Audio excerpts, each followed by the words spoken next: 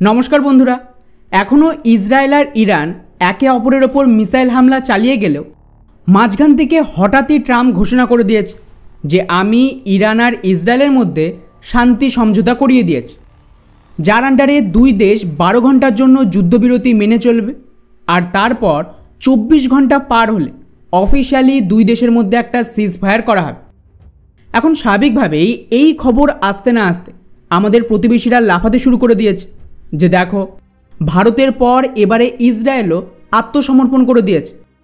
আর বাংলাদেশের মিডিয়াগুলো তো আরও এক ধাপ এগিয়ে এমনটা দাবি করছে যে ভারত পাকিস্তানের ভয়ে ট্রাম্পের কাছে আবেদন করেছিল, সেমভাবে এখন ইসরায়েল ইরানের হামলা ঠেকাতে না পেরে ট্রাম্পের কাছে যায় আর আত্মসমর্পণ করে দেয়।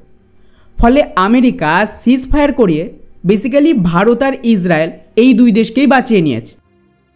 এখন স্বাভাবিকভাবেই এটাকে নিয়ে বেশ কিছু প্রশ্ন উঠছে। সত্যিই কি ভারত আর ইসরায়েল দুই দেশই আতঙ্কবাদের সামনে আত্মসমর্পণ করে দিতে বাধ্য হয়েছে?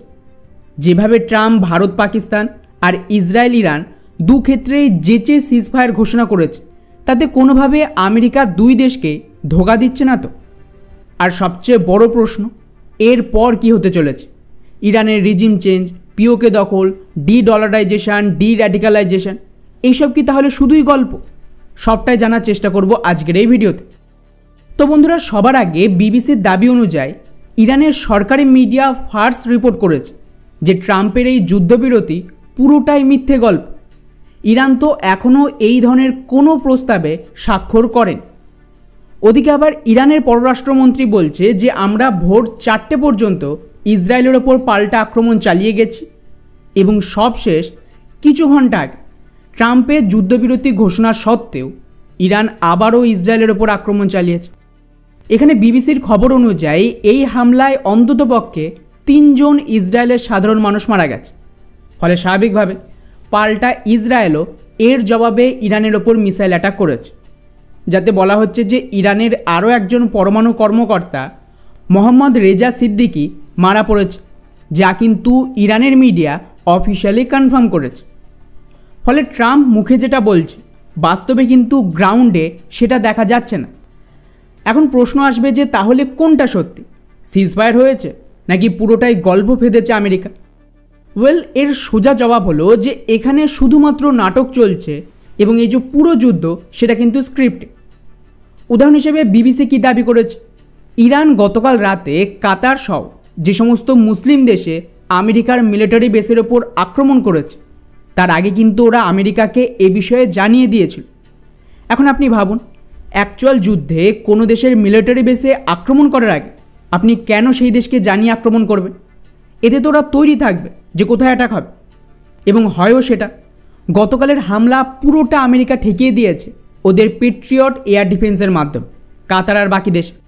এবং ট্রাম্পের দাবি এটা তো খুবই দুর্বল অ্যাটাক ছিল, অর্থাৎ এটা শুধুমাত্র ইরানের জন্য ফেস সেভিং ছিল ওদের নিউক্লিয়ার সাইট ধ্বংসের পর, যে হ্যাঁ আমরাও কিছু একটা জবাব দিয়েছি আমেরিকার বিরুদ্ধে। কিন্তু দেখেন, আমেরিকা ইরানের এই হামলার বিরুদ্ধে পাল্টা আক্রমণ চালায়নি। ওদের জন্য কি খুব একটা মুশকিল হতো কাতার থেকে নিজেদের ফাইটার জেট উড়িয়ে ইরানের ভেতর বম্বিং করার? ওরা এটা করেনি। এর কারণ হলো আমেরিকা জানতো ইরান কখন হামলা করবে, কোথায় হামলা করবে, আর এই হামলাকে কাজে লাগিয়ে ওরা নিজেদের এই যে এয়ার ডিফেন্সের কভার তাকে প্রমোট করল। ফলে এই আরব দেশগুলো থেকে আরও এয়ার ডিফেন্সের অর্ডার আসবে আর ওরা ইরানের হামলার ভয়ে ডিল করতে বাধ্য হবে। যেখানে আমেরিকা ওদেরকে দেখিয়ে দিল যে ইরান যতই হামলা করুক, আমাদের এয়ার ডিফেন্স তো এতটা শক্তিশালী যে এই সমস্ত দেশকে প্রোটেক্ট করতে পারে। আর এইভাবেই কিন্তু আমেরিকার ডিফেন্স কোম্পানি আর ওদের ডিপ স্টেট ফায়দা লোটে কনফ্লিক্ট। এখানে হার জিতের তো কোনো প্রশ্নই নেই। আর ওদিকে ট্রাম্প বেসিক্যালি এই পুরো ডি-ডলারাইজেশনের মাঝে ব্যক্তিগতভাবে ফায়দা নেওয়ার চেষ্টা করছে। ট্রাম্পের উদ্দেশ্য হলো নিজেকে এমনভাবে দুনিয়ার সামনে প্রতিষ্ঠা করা যে আমি তো বিশ্বশান্তির সবচেয়ে বড় নেতা, আমার কথাতে গোটা বিশ্বে যুদ্ধ বন্ধ হচ্ছে। এর বিনিময়ে ট্রাম্প নিজেকে নোবেল শান্তি পুরস্কার দিতে চাইছে, যেটা আপনারা দেখেছেন ওরা পাকিস্তানকে দিয়ে টুইটও করিয়েছে, মানে নেক্সট লেভেলের একেবারে। ফলের সোজা মানে দাঁড়াচ্ছে এই সমস্ত সিজফায়ার কেবলমাত্র লোক দেখান। উদাহরণ হিসেবে একটু মনে করুন, ট্রাম্প ক্ষমতায় আসতে না আসতেই ইসরায়েলের ওপর চাপ দেয় গাজাতে আক্রমণ ঠেকানোর জন্য। দুজনের মধ্যে সিজফায়ার হয়, ট্রাম্প নিজে এটাকে খুব বেশি প্রচার করে, কিন্তু কিছুদিনের মধ্যেই সেটা পুরোটাই ভেঙে যায়। আর এই সেম ট্রাম্প বলে যে আমরা পুরো গাজার দখল করে ওখানে দুবাইয়ের মতন তৈরি করব। হামাস, হিজবুল্লাহ এরাও কিন্তু পাল্টা আক্রমণ শুরু করে দেয়। এর কারণ কী ছিল?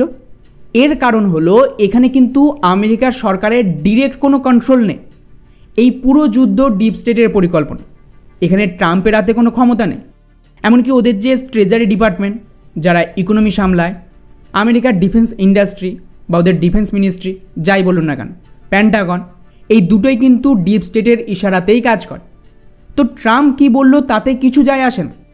সেমভাবে আবার ট্রাম্প ইউক্রেন রাশিয়ার মধ্যেও সিজ ফায়ার ঘোষণা করেছিল। কয়েকদিনের মধ্যেই আবার বড় আক্রমণ শুরু হয় ইউক্রেনের তরফ থেকে। আর রাশিয়াও এখন এর পাল্টা তাণ্ডব চালাচ্ছে, কারণ ইউক্রেনের জেলেন্সকি ডিপ স্টেটের পাপেট। জেলেন্সকি সেটাই করবে যেটা ডিপ স্টেট বলবে। এরপর ভারত আর পাকিস্তানের ক্ষেত্রেও সেমভাবে গল্প ফাঁদে, যেখানে আমাদের প্রধানমন্ত্রী কিন্তু ক্লিয়ারলি ট্রাম্পের এই সমস্ত মিথ্যে বানোয়াট গল্পকে এক্সপোজ করে দিয়েছে এবং সাফ জানিয়ে দিয়েছে আমরা কোনো সিজ ফায়ার করিনি, অপারেশন এখনও অ্যাক্টিভ রয়েছে। ট্রাম্প এখানে মিথ্যে বলছে।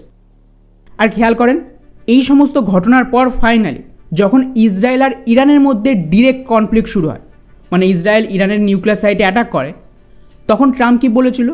আমি এই কনফ্লিক্ট থেকে দূরে থাকব, আমেরিকা হস্তক্ষেপ করবে না, আমার 2 সপ্তাহ সময় চাই। কিন্তু মাত্র 3 দিনের মাথায় আমেরিকার বম্বার ইরানে ঢুকে বম্বিং করে চলে যায়। অর্থাৎ আমেরিকার প্রেসিডেন্ট নয়, ডিপ স্টেট আর পেন্টাগন ডিসাইড করবে অ্যাকশন কী হবে। এখন আবার ট্রাম্প আগেই ঘোষণা করে দিল যে ইরান ইসরায়েল শান্তি সমঝোতা করছে। কিন্তু আপনাদের আমি বলে দিলাম, এই যুদ্ধের স্ক্রিপ্ট অন্য কেউ লিখেছে। ট্রাম্প কী চায় ফারাক পড়বে না। যখন আবারও অ্যাকশন করাতে হবে, ডিপ স্টেটের বিশেষ কিছু করার দরকার নেই। হামাস, হিজবুল্লাহ, হুদি রেবেলস প্রচুর প্রক্সি রয়েছে, কাউকে দিয়ে আবার ইসরায়েল অ্যাটাক করিয়ে দেবে, যেরকম কিছুদিন আগে রাশিয়াতে হলো। ব্যাস, খেলা শুরু হয়ে যায়। তো এই পুরো বিষয়টার সারমর্ম এটাই দাঁড়াচ্ছে যে ডি ডলারাইজেশন বা ডি র্যাডিক্যালাইজেশন এবং এই সমস্ত যুদ্ধ পুরোটাই প্রি প্ল্যান্ড, আর এর স্ক্রিপ্ট ডিপ স্টেট লিখেছে। ট্রাম্প এটাকে বদলাতে পারবে না। ট্রাম্প বেসিক্যালি এই ফাঁকে নিজের ফায়দা করানোর জন্য এই সমস্ত ফালতু বয়ান দিয়ে জোর করে ডিল করিয়ে নিজেকে নোবেল পুরস্কার দেওয়াতে চাইছে, অনেকটা ওবামার মতন। ফলে যারা বলছে যে ভারত সারেন্ডার করলো, ইসরায়েল সারেন্ডার করলো, এতে ফারাক পড়ে না। একটা দেশের পুরো নিউক্লিয়ার ফেসিলিটি ধ্বংস করে 90% লিডারদের মেরে দেওয়া যদি সারেন্ডার হয়, বা একটা নিউক্লিয়ার দেশের ভেতরে ঢুকে তাদের সমস্ত এয়ারবেসকে ডেস্ট্রয় করে দেওয়া, ওদের লাইফ লাইন জল আটকে দেওয়াও যদি সারেন্ডার হয়, তাহলে আমি বলবো যে এই রকম সারেন্ডার আরও হবে ভারত আর ইসরায়েলের তরফ থেকে। আপনারা দেখতে থাকুন।